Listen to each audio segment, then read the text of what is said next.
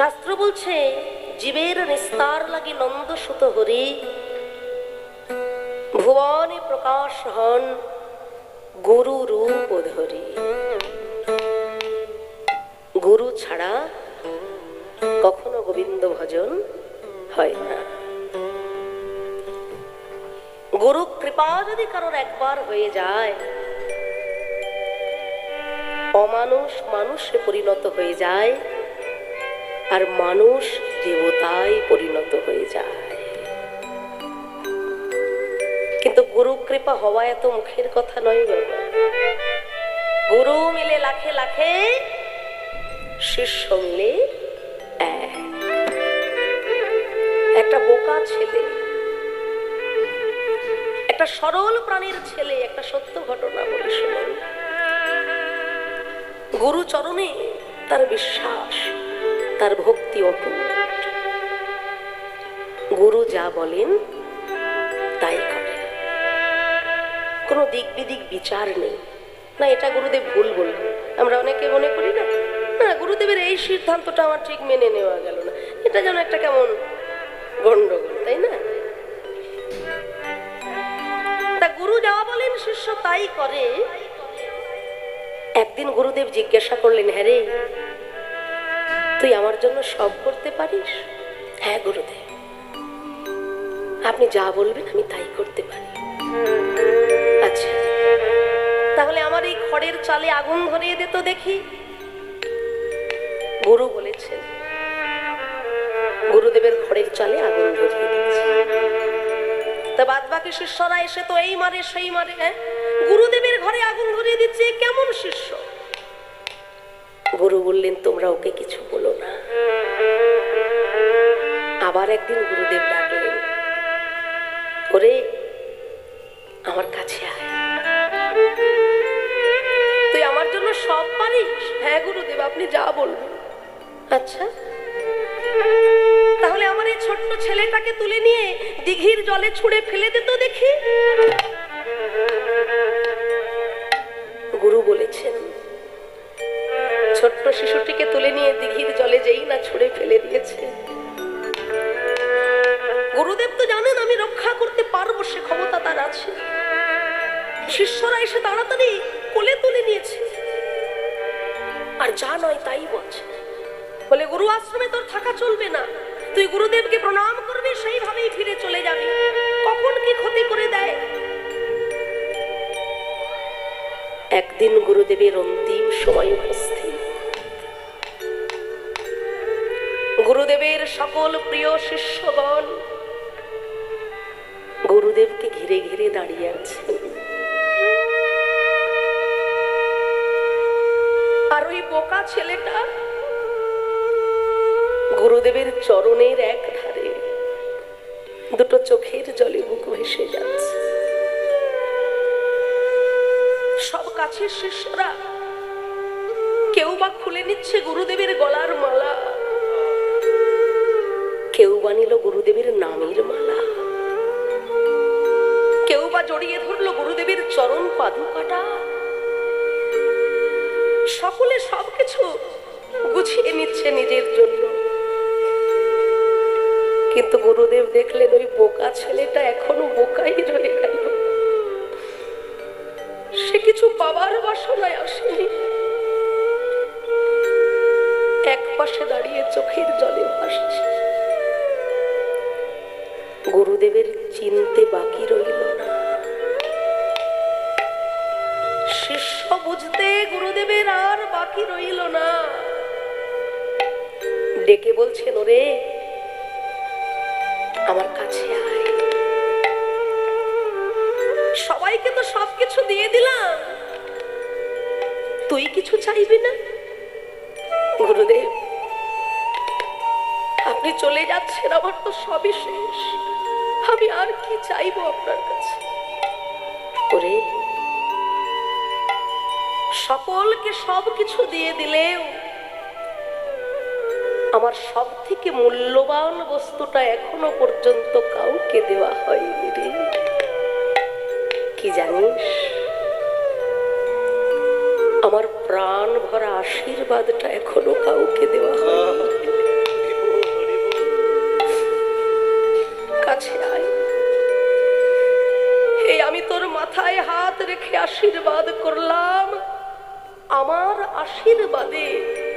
একদিন তুই জগৎ গুরু শ্রী গোবিন্দের গুরু হবি।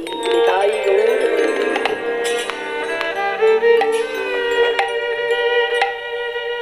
সেই বোকা ছেলেটা, সেই সরল প্রাণীর ছেলেটাই একদিন হয়েছিলেন সন্দীপনী মুনি। এসেছিলেন বিশ্ব ব্রহ্মাণ্ডের অধীশ্বর, একদিন তার দুয়ারে এসেছিলেন তার শিষ্যত্ব গ্রহণ করার জন্য। তার চরণ দুটি মাথায় করে প্রণাম জানিয়েছে। তাই গুরু কৃপা যার হয়, অমানুষ মানুষ হয়ে যায়, আর মানুষ দেবতায় পরিণত হয়ে যায়। ভক্ত ধ্রুব দিবানিশি নারায়ণ নারায়ণ বলে ডাকে, কিন্তু প্রভু নারায়ণ ইচ্ছা থাকলেও কাছে যেতে পারছেন না। কেননা ধ্রুবের যে এখনো গুরু কৃপা হয়নি, প্রভু দর্শন দিতে পারছেন না। ধ্রুবের এখনো গুরু কৃপা হয়নি। গুরু কৃপা কেমন? গুরুদেব যখন কর্ণকুহরে শিষ্যকে মন্ত্র প্রদান করে দেন, তখন কি হয় জানো?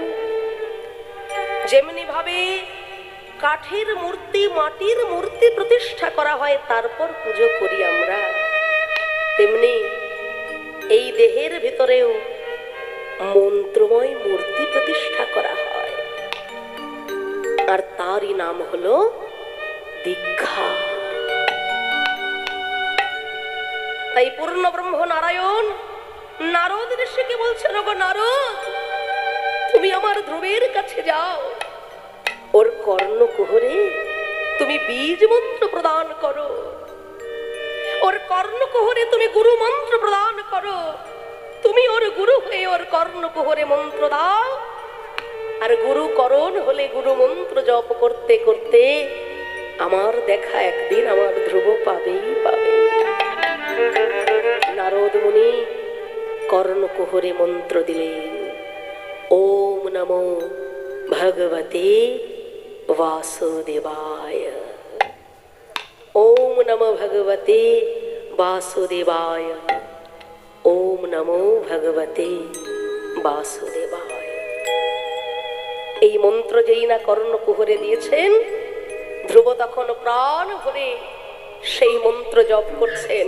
নারদ ঋষি বললেন, শোনো ধ্রুব, এই মন্ত্র আমি তোমায় দিলাম, ভক্তি সহকারে জপ করবে, কিন্তু জানো এই মন্ত্র চোখ বন্ধ করে ভক্তি সহকারে জপ করতে করতে যে তোমাকে এসে ডাকুক না কেন, তুমি যেন সাড়া দিও না, তুমি সাড়া দিও না। আমি স্বয়ং আমিও যদি এসে তোমায় ডাকি, তুমি যেন সাড়া দিও না, যতক্ষণ না পর্যন্ত শঙ্খ চক্র গদা পদ্মধারী প্রভু নারায়ণ এসে তোমার সাক্ষাতে দর্শন দিচ্ছেন। তাই ধ্রুব চোখ বন্ধ করে গুরুদেবের দেওয়া মন্ত্র জপ করছেন। ओम नमो भगवते वासुदेवाय। ओम नमो भगवते वासुदेवाय। ओम नमो भगवते वासुदेवाय। ओम नमो भगवते वासुदेवाय। ओम नमो भगवते वासुदेवाय। ओम नमो भगवते वासुदेवाय। ओम नमो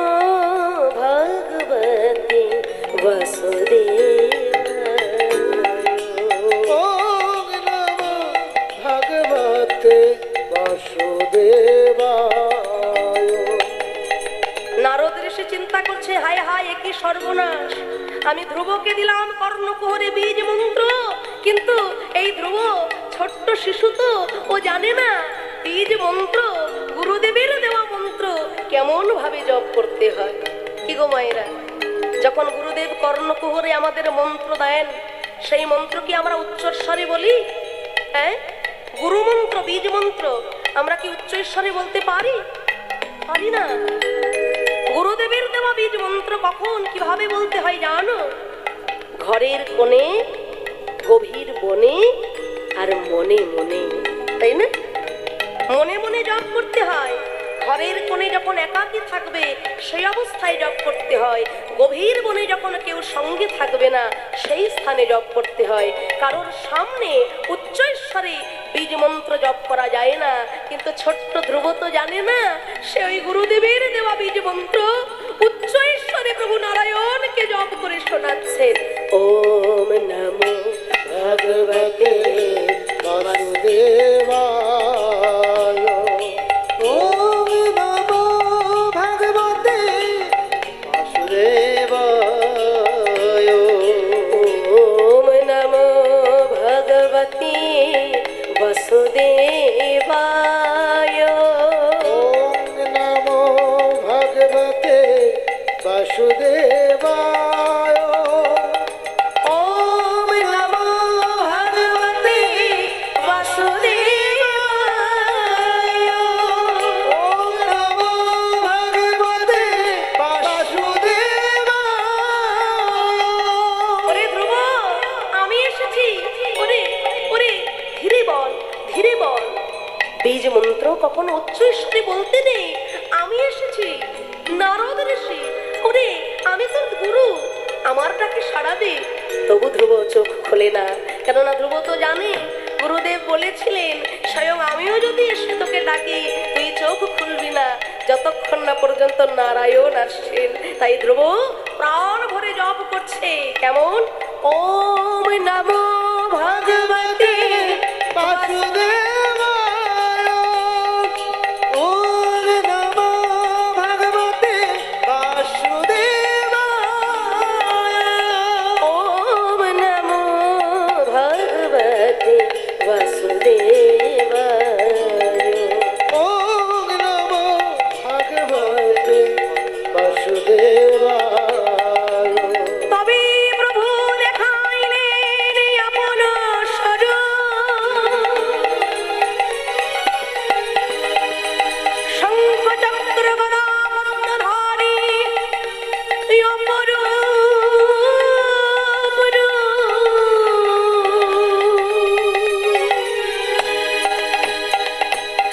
নারায়ণ। নারায়ণ।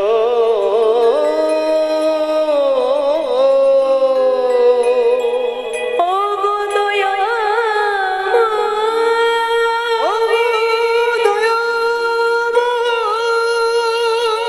প্রভু হে। ওগো প্রভু হে। ও গো ওগো আমার প্রভু নারায়ণ। প্রভু নারায়ণ।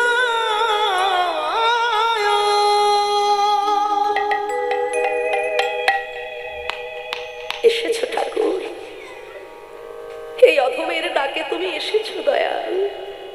ভক্তবৎসল ভগবান প্রভু নারায়ণ বললেন, ওরে ধ্রুব শোন শোন, আমার কথা শোন। এই যে বীজ মন্ত্র তুই উচ্চস্বরে জপ করলি, তুই কি জানিস গুরুদেবের দেওয়া বীজ মন্ত্র কখনো উচ্চস্বরে জপ করতে নাই। কিন্তু আজ তুই তোর ভক্তিতে আমাকে এতটাই সন্তুষ্ট করলি, ওই উচ্চস্বরে গাওয়া বীজ মন্ত্রেও আমি না এসে থাকতে পারলাম না।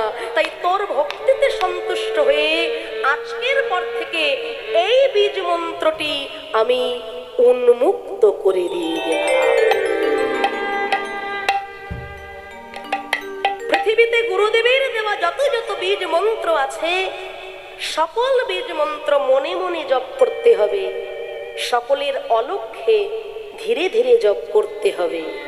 কিন্তু কেবলমাত্র এই বীজ মন্ত্রটি যখন যেখানে মানুষ যত বিপদেই পড়ুক না কেন, এই বীজ মন্ত্র ওম নমো ভগবতে বাসুদেবায় যদি উচ্চ ঈশ্বরে জপ করতে পারে, তার যত বাধা, যত বিপদ, যত যাই অশুভ শক্তি কিছু থাক না কেন, সব তার থেকে দূরীভূত হয়ে যায়। এটা আমাদেরও জেনে রাখা দরকার। ওই যে আমরা দেখেছিলাম না ভক্ত প্রহ্লাদ, হ্যাঁ, কদিন আগে একটা সুন্দর মুভি, সেখানেও আমরা দেখলাম ভক্ত প্রহ্লাদের জীবন কথা। ভক্ত প্রহ্লাদকে তার পিতা হিরণ্যকশিপু কতবার বিপদে ফেলার চেষ্টা করছে, মত্ত হাতির পায়ের তলায় দিয়ে দিল, তাই না, উঁচু পাহাড় থেকে ছুঁড়ে ফেলে দিল, কিন্তু কোনো কিছুতেই প্রহ্লাদের মৃত্যু হয় না। কেন না, ওই মহামন্ত্র, বীজ মন্ত্র ওম নমো ভগবতে বাসুদেবায়, এই মন্ত্র জপ করায় তার যত বিপদ সকল কিছু যেন ধীরে ধীরে দূরীভূত হয়ে যাচ্ছে। তাই পথে ঘাটে চলতে ফিরতে যখনই বিপদের সম্মুখীন হব, আমরা এই মন্ত্র ভক্তি ভরে জপ করলে পরে সকল বিপদ, সকল জ্বালা, সকল দুঃখ যন্ত্রণা হতে মুক্তি লাভ করা যায়। তাই আসুন, আজ আমরা এই মহতি হরিবাসরের পরিবেশে গাইব আজকে কৃষ্ণ লীলা। তার আগে শ্রী চৈতন্য মহাপ্রভুকে আমরা লীলা রসে ভাবিয়ে নেব। আসুন, আজকে আমার মহাপ্রভুর ভাবটি কেমন সেটি একটু জানবো। কেমন না, ভক্ত সঙ্গে মহাপ্রভু আজকে মহানন্দে নৃত্য করছেন। শোভাটি কেমন?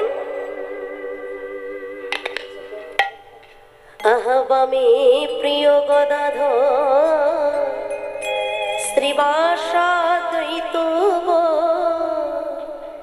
পারিষদ গণ তারা জিনিয়া নাচে নাচে রে নিতাই গৌর দ্বিজ মুনিয়া, নাচে নাচে রে নিতাই গৌর দ্বিজ মুনিয়া, নাচে নাচে রে নিতাই গৌর দ্বিজ মুনিয়া, নাচে নাচে রে আমার গৌর দ্বিজ মুনিয়া। আমি মায়েদের উদ্দেশ্যে বলবো, এই কীর্তনের একটা প্রধান অঙ্গ হলো একটু উলুধ্বনি, হরিধ্বনি, শঙ্খধ্বনি। হ্যাঁ, এটা কিন্তু একটা প্রধান অঙ্গ।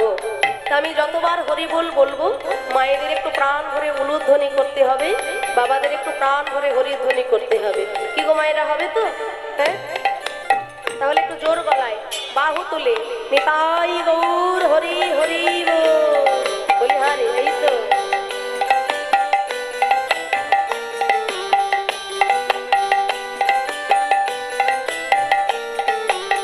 বামে প্রিয় গদাধর শ্রীবাসাদ্বৈত বর, বামে প্রিয় গদাধর শ্রীবাসাদ্বৈত বর পারিষদ গণ তারা জিনিয়া, নাচে নাচে রে গৌর দ্বিজ মুনিয়া, নাচে নাচে রে আমার গৌর দ্বিজ মুনিয়া, নাচে নাচে রে আমার গৌর দ্বিজ মুনিয়া।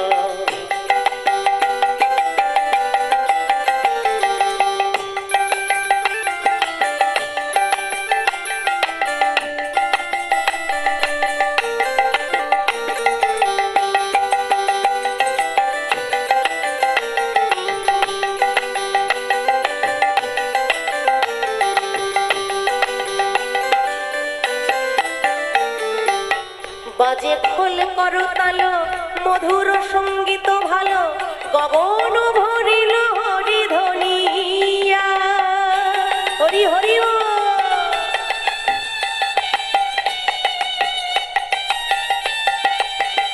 হরি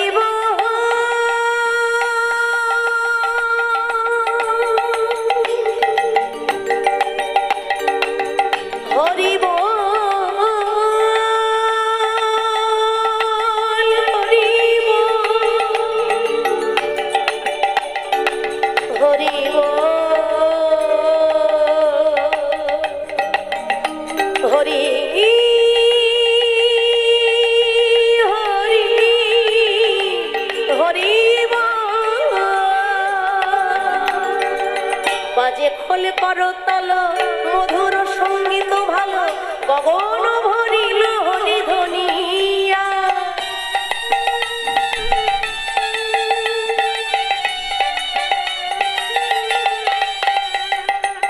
বাজে খোল করো তালো, মধুর সঙ্গীত ভালো, গগন ভরিল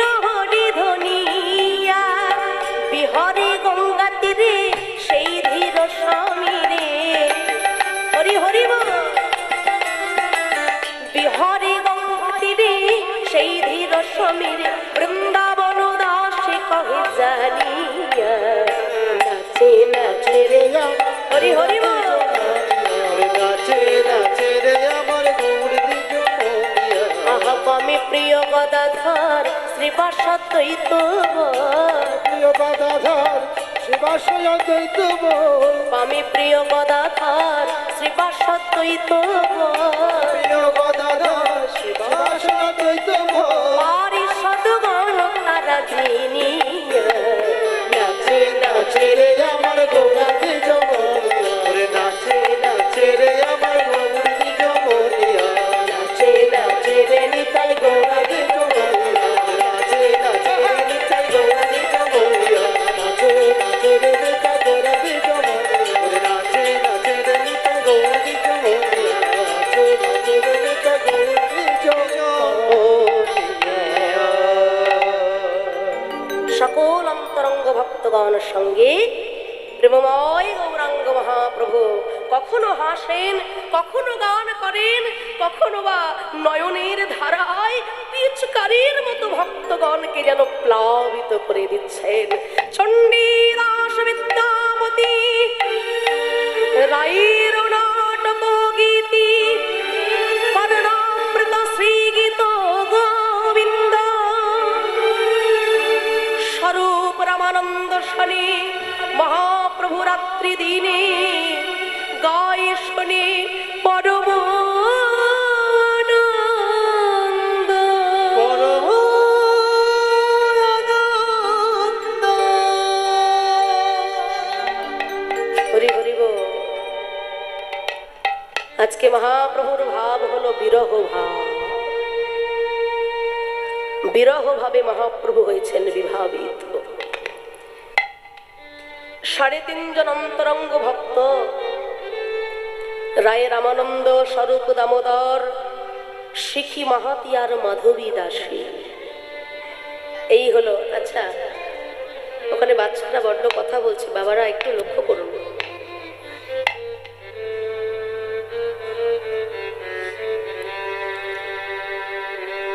রায় রামানন্দ, স্বরূপ দামোদর, শিখি মাহাতি আর মাধবী দাসী, এই 3.5 জন হলো মহাপ্রভুর অন্তরঙ্গ ভক্ত। 3.5 জন কেন? মাধবী দাসী মহিলা বলে তাকে অর্ধেক ধরা হলো, তাহলে কি তাকে ছোট করা হলো? না, স্বয়ং শ্রী বিষ্ণুর বাম অঙ্গ হতে নারী জাতির সৃষ্টি তত্ত্ব লুকিয়ে আছে। যেহেতু শ্রী বিষ্ণুর বাম অঙ্গ হতে নারী জাতির সৃষ্টি তত্ত্ব, তাই তো মাধবী দাসীকে নিয়ে হলো 3.5 জন অন্তরঙ্গ ভক্ত। নারী শক্তিকে কখনো ছোট করা চলে না বাবা। নারী শক্তির যেখানে সম্মান নাই, সেই রাজ্য, সেই দেশ, সেই সমাজ, সেই সংসার কখনো উন্নত হতে পারে না। আজকে যে চৈতন্য মহাপ্রভুর কথা আমরা শুনছি, সেই চৈতন্য মহাপ্রভুকে আমরা শ্রীকৃষ্ণ চৈতন্য মহাপ্রভু রূপে কখনো পেতাম না যদি নারী শক্তি স্বরূপিণী বধূ মাতা বিষ্ণুপ্রিয়া দেবী সহযোগিতার হাতটি না বাড়িয়ে দিতে। তাই না? নবদ্বীপ ধামে আপনারা কারা কারা গিয়েছেন গো? হ্যাঁ, নবদ্বীপ ধামে দোল পূর্ণিমার সময় কারা কারা গিয়েছেন একটু হাত তুলুন তো দেখি। আচ্ছা, দোল পূর্ণিমার সময় নবদ্বীপ ধামে যাবেন, দেখবেন হাজার হাজার বিদেশি ভক্ত নবদ্বীপের মাটিতে খালি পায়ে হরে কৃষ্ণ হরি বল বলে নেচে নেচে বেড়াচ্ছে। কি কথাই না? কিন্তু সেই পুণ্যতিথিতে আমার কলকাতার শহরে সব থেকে বেশি ভিড় হয় মদের দোকানে আর মাংসের দোকানে। ভুল বললাম? আজকাল গ্রামে গঞ্জেও সেই ব্যাধিটা ছড়িয়ে গেছে, বলে আজ খাবো না কবে খাবো, খেলবো হোলি রং দেব না, তাই কখনো হয়? আজকে তো আনন্দের দিন। হতভাগা বাঙালি। চৈতন্য মহাপ্রভুর আবির্ভাবকে উপলক্ষ করে আমি আমার ঘরের ছোট্ট ছেলেটার হাতে একটা মালা তুলে দিয়ে বললাম না যে আজকে মহাপ্রভুর আবির্ভাব তিথি, তার গলায় একটা মালা পরিয়ে দাও? অথচ যীশু খ্রিস্টের জন্মদিনটা পালন করতে বাঙালির আজকার কিন্তু ভুল হচ্ছে না। সামনেই তো 25শে ডিসেম্বর, সবার মনে আছে আমাদের, নাকি গো? 25শে ডিসেম্বরের এক সপ্তাহ আগে থেকে দামি দামি কেকের বাক্সে ভরে যায় আমার ঘরটা। আমি কদিন আগেই ফেসবুকের মাধ্যমে দেখলাম যে সনাতন ধর্মাবলম্বী হিন্দু এক নারী শাখা পলা হাতে নিয়ে, কপালে সিঁদুর নিয়ে তিনি যীশু খ্রিস্টের ধর্মের হ্যান্ডবিল প্রচার করছেন আমাদের দ্বারে দ্বারে। বলে আমার ব্যক্তিগত ব্যাপার, কিন্তু আমি ব্যক্তিটাকে সেটাই আমি ভুলে গেছি। আমি সনাতন ধর্মাবলম্বী, আমি অন্য ধর্মকে ছোট করার জন্য কথাটা বললাম না বাবা। প্রত্যেকটা ধর্মকে সম্মান করা, ভালোবাসা, এটা আমার ধর্ম, এটা আমার ধর্ম শেখায়। কিন্তু তা বলে নিজের ধর্মটাকে জলাঞ্জলি দিয়ে কিন্তু নয় বাবা, তাই না? আমি পরের বাবাকে বাবা বলে ডাকি, এটা আমার উদারতা, এটা আমার ভদ্রতা। তা বলে নিজের বাবাকে আমি চিনতেই পারি না, এই আবার কোন শিক্ষা? আজকে কোন সমাজে বাস করছি আমরা একটু চিন্তা করে দেখো, এগুলো চিন্তার বিষয়। আজকে আমেরিকা, ফ্রান্স, লন্ডন থেকে যারা আসছে তারা লাল পেড়ে শাড়ি পরছে, ধুতি পরছে, পাঞ্জাবি পরছে, কপালে তিলক পরছে, আর আমরা কীর্তনের আসরে বসছি লুঙ্গি পরে, একটা জিন্সের প্যান্টে 24টা ছেঁড়া ফাটা না থাকলে আমাদের মন ভরে না। এই তো সমাজ, এই তো আমাদের সংস্কৃতি। লজ্জা, আমাদের কাছে চরম লজ্জা। আরো ভয়াবহ দিন আসতে চলেছে। এখন থেকেই যদি আমরা রুখে না দাঁড়াই, একটু সচেতনতা অবলম্বন না করি, আরো ভয়াবহ দিন আসছে। সাধু সাবধান। আমার ধর্মকে রক্ষা করবে কারা? মহাপ্রভু কার সম্পদ? ওই আমেরিকাবাসীর, ওই লন্ডনবাসীর? গৌর তো আমার ঘরের সম্পদ। কিন্তু আমি কতটুকু চিনতে পারলাম, কতটুকু জানতে পারলাম তাকে? দিন গেলে কতটুকু শরণাগতি হলো আমার তার চরণে? আসলে লজ্জাটা এখানেই। সূর্য উঠলো আমার ঘরে, সেই সূর্যের আলোয় পাড়ার লোকেদের ঘুম ভেঙে যাচ্ছে, কিন্তু আমার ঘুম এখনো ভাঙছে না। ভাই, মহাপ্রভু যখন সন্ন্যাস গ্রহণ করবেন, নবদ্বীপের আকাশে বাতাসে ভাসছে সে কথা। গৃহবধূ বিষ্ণুপ্রিয়া ঘরের দরজাটি বন্ধ করে মহাপ্রভুর চরণ দুটো জড়িয়ে ধরে বলেছিল, প্রভু গো, আমি লোকমুখে শুনেছি অবিলম্বে তুমি নাকি সংসার ছেড়ে সন্ন্যাসী হয়ে যাবে। আচ্ছা গৌর হরি, মর্যাদা পুরুষোত্তম রামচন্দ্র যেদিন বনে গেল, সীতা দেবীকে তো সঙ্গ ছাড়া করেননি। পঞ্চপাণ্ডব যখন বনে গেল, দ্রৌপদীও তো হলো সঙ্গের সঙ্গী। আচ্ছা গৌর হরি, তুমি যদি কোনোদিনও সংসার ছেড়ে চলে যাও, এই অভাগিনী বিষ্ণুপ্রিয়াকে তোমার সঙ্গের সঙ্গী হতে পারে না প্রভু। সেদিন চৈতন্য মহাপ্রভু বলেছিলেন, গো প্রিয়া, চেয়ে দেখো হতভাগ্য জীবের কি নিদারুণ দশা, একবার চেয়ে দেখো। পাপে পরিপূর্ণ কলুষপূর্ণ হতভাগ্য কলির জীব মুক্তির বাসনায় ত্রাহি ত্রাহি করে কাঁদছে। এই হতভাগ্য জীবের মুক্তির বিধানে আমার একার চোখের জলে জীব উদ্ধার হবে না প্রিয়া। তাই তুমি কাঁদবে ঘরে, আর আমি কাঁদবো বাইরে।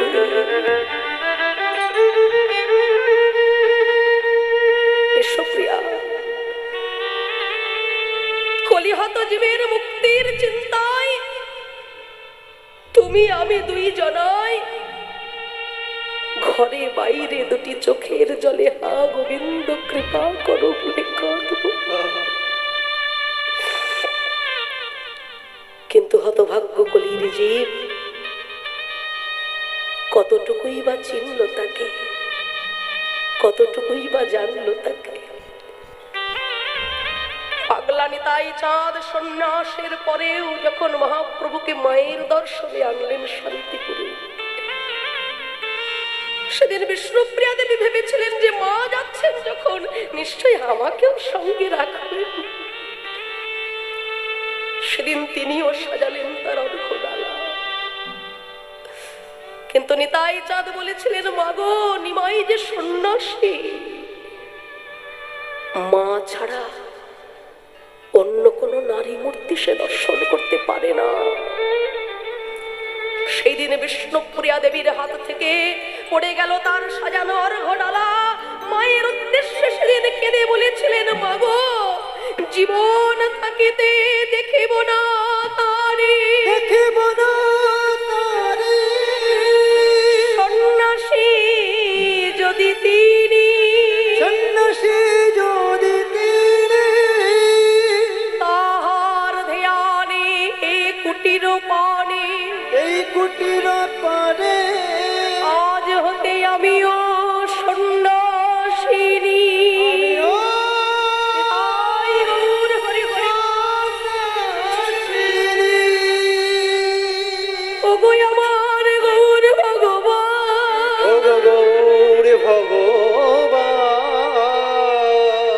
তুমি আমার অভিমান না, তুমি আমার মান না, মানে না, বিনিময়ে তুমি শুধু এইটুকু আশীর্বাদ করে যেও, এই ঘরের কোনায় বসে বসে দুটি নয়ন জলে বুক ভাসায় তোমার নামের মালা গেথে হতভাগ্য জীবের দ্বারে দ্বারে সেই মালা যেন আমি পরাতে পারি, সেই মালা যেন আমি পরাতে পারি। যদি আমার চোখের জলে জগতের কল্যাণ হয়, জগতের কল্যাণ হয়, যদি আমার চোখের জলে হতভাগ্য জীবের মুক্তি হয়, তবে সারা জন্মই আমি গৌর অনুরাগিনী হই, সারা জন্মই আমি ঘরের কোনায় বসে বসে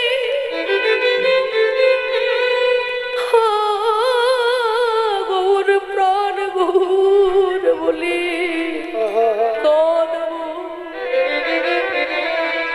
আমার চোখের জলে যদি হতভাগ্য জীব মুক্তি পায়, তবে তুমি এইটুকু আশীর্বাদ করো আমার গৌর হরি, যেনই আমি কৃষ্ণ কৃষ্ণ বলে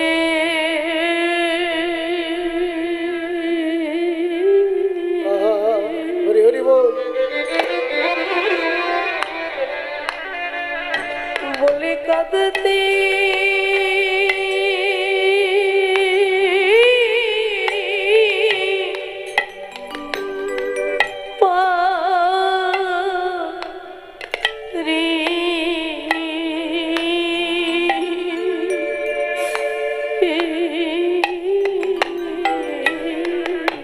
যেন কৃষ্ণ কৃষ্ণ বলে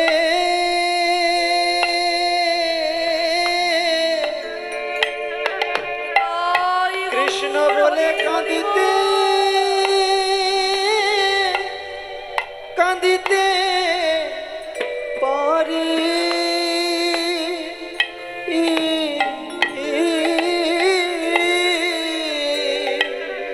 ওগো দয়াময়,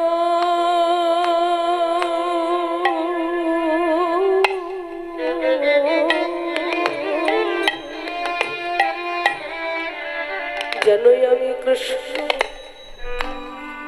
কৃষ্ণ বলে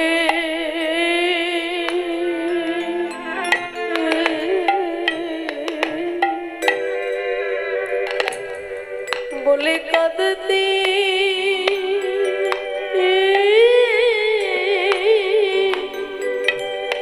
পারি।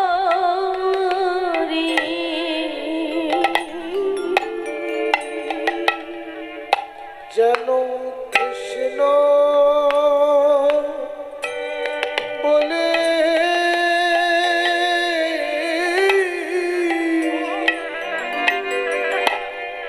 ওগো কাঁদতে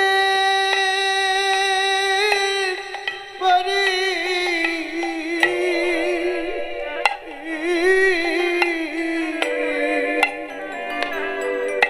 দুটি নয়ন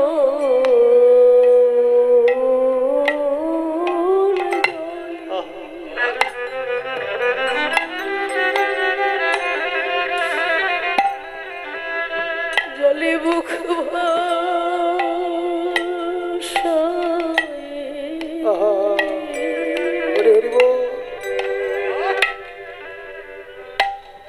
কোন ভাগ্যে কোন জীবে শ্রদ্ধা যদি হয় তবে সেই জীব সাধু সঙ্গ যে করো। আর সাধু সঙ্গ হতে হয় শ্রবণ কীর্তন, সাধন ভক্তি হয় সর্ব অনর্থ নিবর্তন।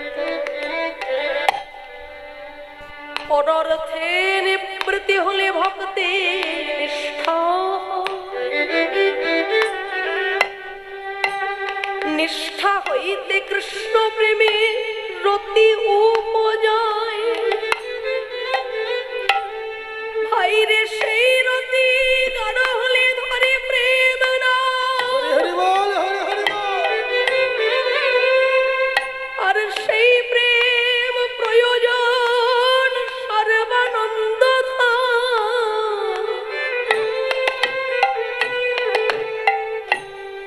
ওগো আমার সোনার বউর গরি,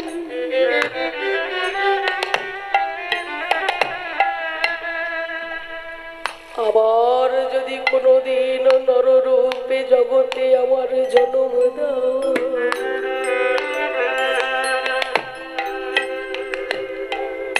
যেন একজন কৃষ্ণ ভক্ত মায়ের গর্ভে আমায় জন্ম দিই। যেন হা কৃষ্ণ প্রাণ কৃষ্ণ বলে আমি কাঁদতে পারি।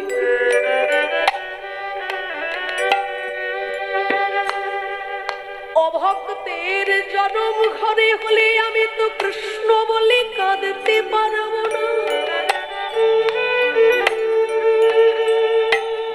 অভক্তের ঘরে জন্ম হলে তো কখনো কৃষ্ণ বলে কাঁদা যায় না।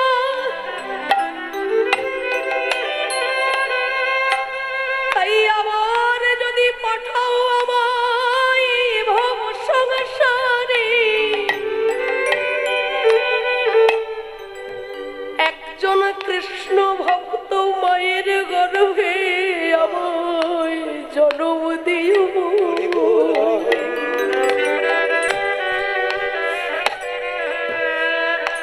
যেনই আমি হা কৃষ্ণ প্রাণ কৃষ্ণ বলে কাঁদতে পারি। যদি আপনার কর্ম দোষে আমার মানব হয়ে জন্ম নাকি, যদি আমার পশু কুলে জন্ম হয়, তবে যেন আমায় বৃন্দাবনের একটি গাভী মাতা করে দিও।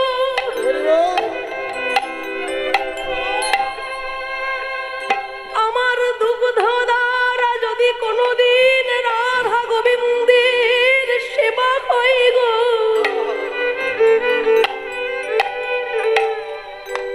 তবে সেই দিন আমার পশু জনম ধন্য।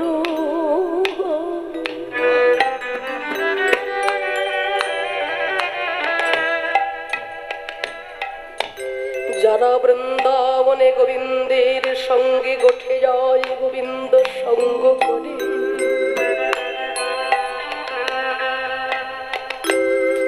ওই ধবলি শ্যামলি মঙ্গলি পিয়ালির মতো ওদের যেন কখনো পশু হলো না। পশু বলতে হয়তো আমায় বলো, আমি মানুষ হয়েও পশুর আচরণে বেঁধে রইলাম। কিন্তু ওরা তো পশু হয়েও গোবিন্দের সঙ্গ পেল, তাই যেন ওদের পশু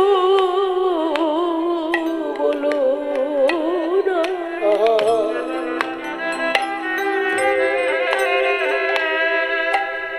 পশু ফুলে যদি আমার জন্ম নাহি হো, যদি আমার বৃক্ষলতা খুলে জন্ম, তবে যেন বৃন্দাবনের একটি তুলসী বৃক্ষ করে দিই। যদি কোনদিন কোন অকিঞ্চন ভক্ত এসে আমার ওই পত্র তুলে লয়, চন্দন মিশ্রিত করে হা গোবিন্দায় নম বলে তোমার চরণে দিতে পারে,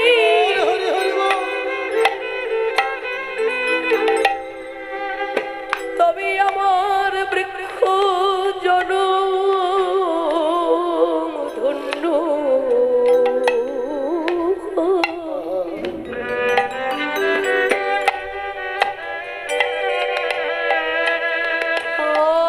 কি মানুষ পশু পাখি জন্মিয়ে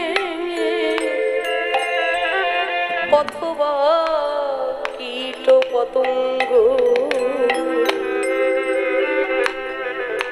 করম বিপাকে হাম গতাগতি পুরু মতি রঘুতুয়া পরশা। যে কুলেই আমার জন্ম হোক না কেন, তোমার চরণে আমার এই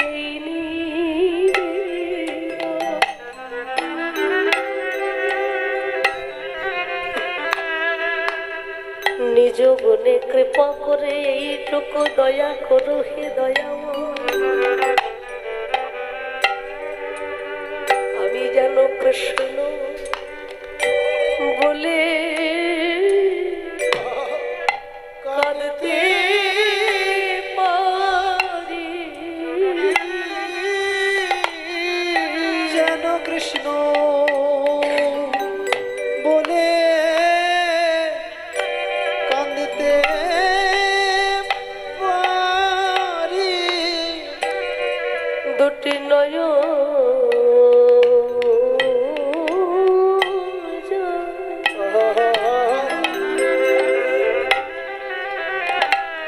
বুক ভাষায়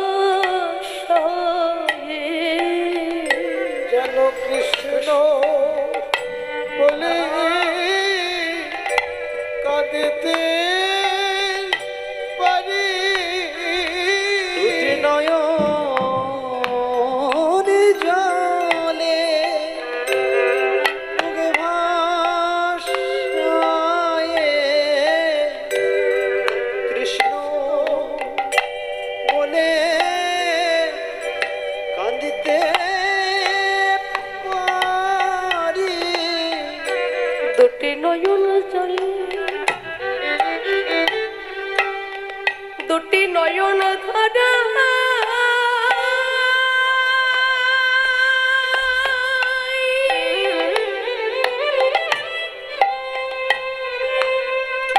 অকই তব কৃষ্ণ প্রেম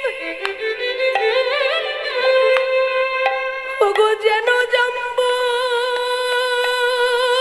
নদরে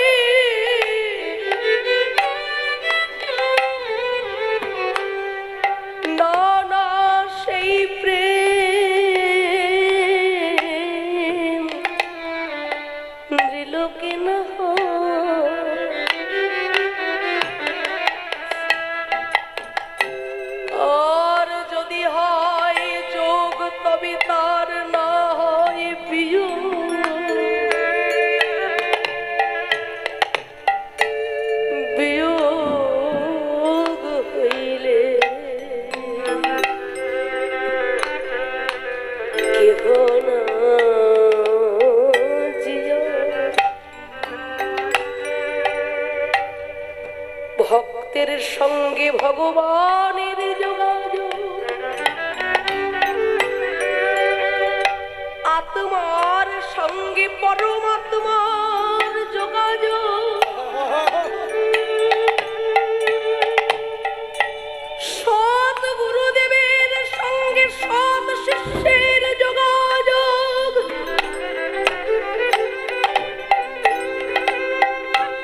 যদি কোনোদিন একবার ভাগ্যক্রমে হয়ে যায় গো,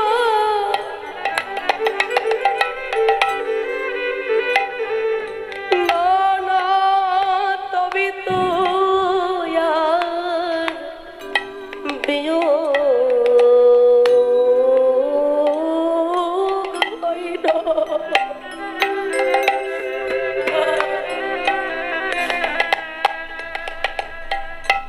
আর যদি কখনোই আপনার কর্মদোষে বিয়োগ হয়ে যায়,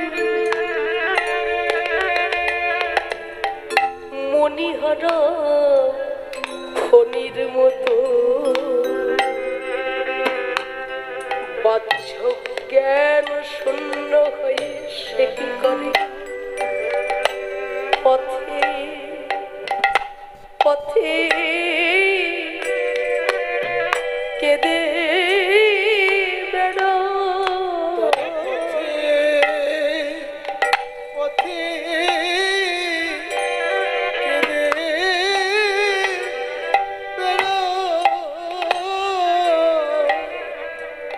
দুটি নয়ন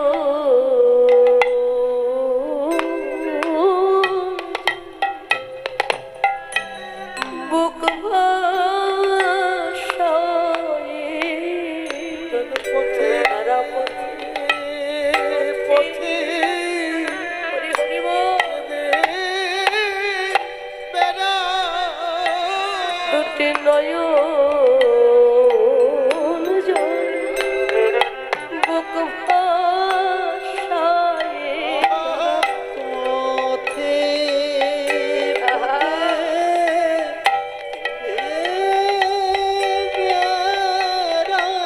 দুটি নয়ন জল বুক ভাষায় হা গোবিন্দ দয়া করো।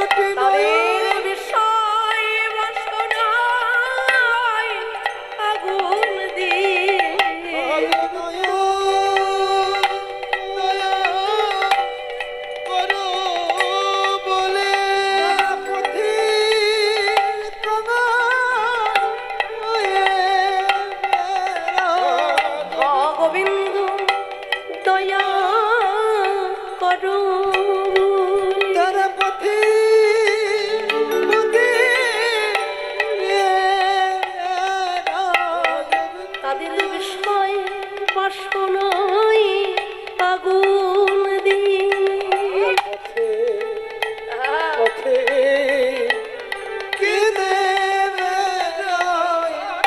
গোবিন্দ দয়া করো।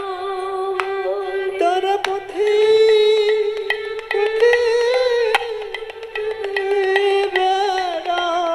আমায় ওই চরণে রাখো।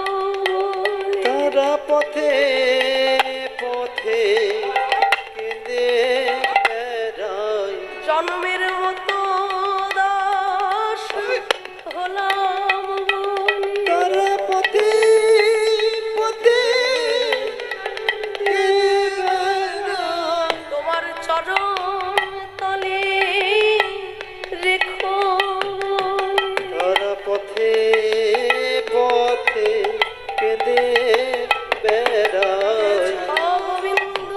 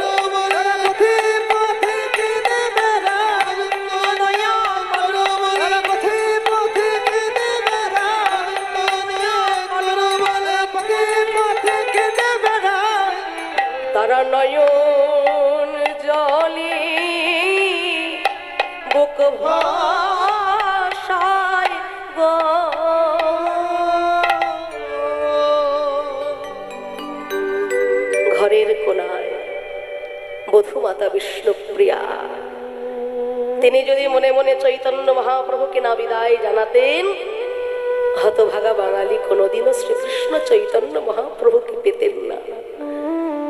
মহাপ্রভুর শেষ আদেশ ছিল, প্রিয়া, যে নিম গাছের তলায় আমার জন্ম, সেই নিম কাষ্ঠ কেটে আমার মূর্তি নির্মাণ করো, আর সেই সেবা তুমি করো। আপনারা নবদ্বীপ ধামে যখন যাবেন, সবাই দর্শন করবেন ধামেশ্বর মহাপ্রভু, বিষ্ণুপ্রিয়া দেবীর নিজ হাতে সেবিত বিগ্রহ। সেই ধামেশ্বর মহাপ্রভুর সেবা করতে করতে বিষ্ণুপ্রিয়া দেবী নিজে জীবন বিলীন করলেন। দুটি পাত্র, একটি পাত্রে চাল পূর্ণ, একটি পাত্র খালি। প্রত্যেক দিন ব্রাহ্ম মুহূর্তে উঠে ওই চাল পূর্ণ পাত্র থেকে একটি করে চাল তুলে নিয়ে কৃষ্ণ নাম রসে সিঞ্চিত করে চোখের জলে ভিজিয়ে খালি পাত্রে রাখতেন। আবার একটি চাল তুলে নিতেন, আবার কৃষ্ণ নাম করে চোখের জলে ভিজিয়ে খালি পাত্রে রাখতেন। বেলা 3 প্রহর পর্যন্ত যেটুকু চাল কৃষ্ণ নামের জলে সিঞ্চিত হতো, সেইটুকু রন্ধন করে সেবা করে বিষ্ণুপ্রিয়া দেবীর জীবন অতিবাহিত হলো। তাই আজ মহাপ্রভু সেই পুরী ধামে যখন তিনি সন্ন্যাস গ্রহণের পর 24 বছরের যে শেষ মাঘ মাস, তার শুক্লপক্ষে প্রভু করিলেন সন্ন্যাস।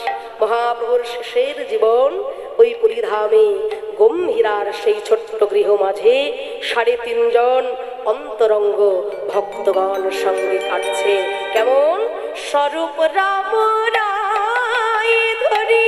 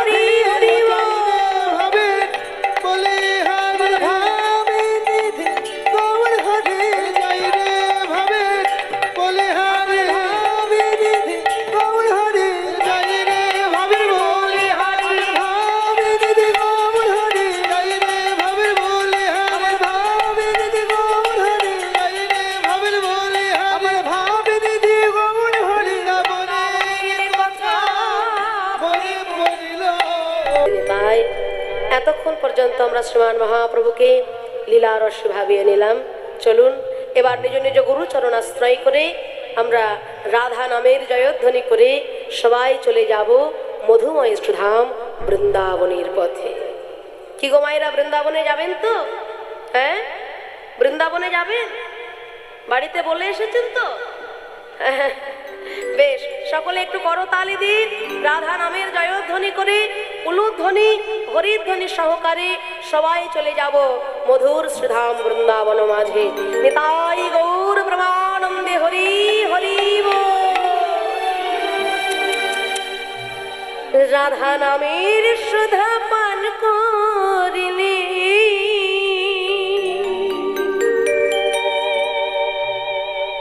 আর কোনো ক্ষুধা রবে না,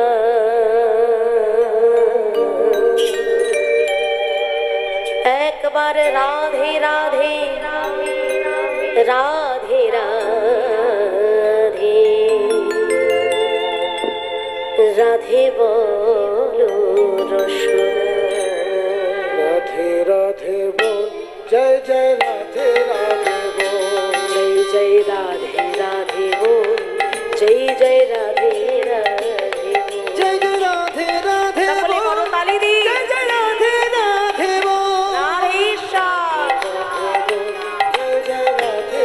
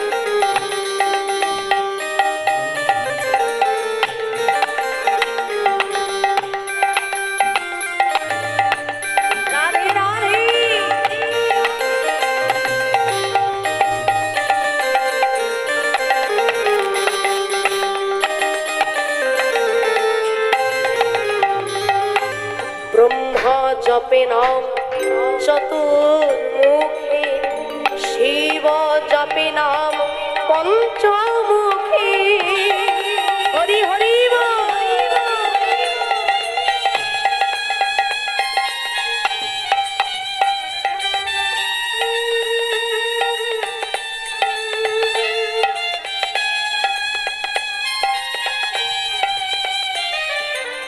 ব্রহ্মা জপে নাম চতুর্মুখে, শিব জপে নাম পঞ্চমুখে।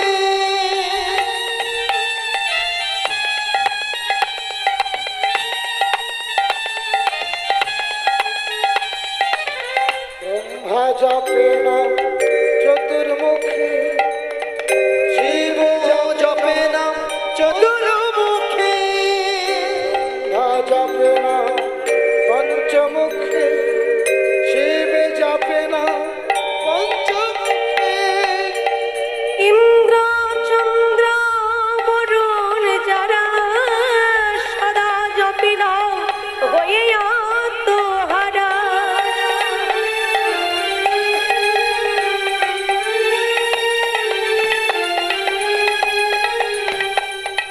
ইন্দ্র চন্দ্র বরুণ যারা সদা জপিল হয়ে আত্মহারা। কিশোরীর কৃপায় কৃষ্ণ, কিশোরীর কে পাই, রাই কিশোরীর কৃপায় কৃষ্ণ কিশোরীর কে পাই কৃষ্ণ। দূরে রইতে পারে না।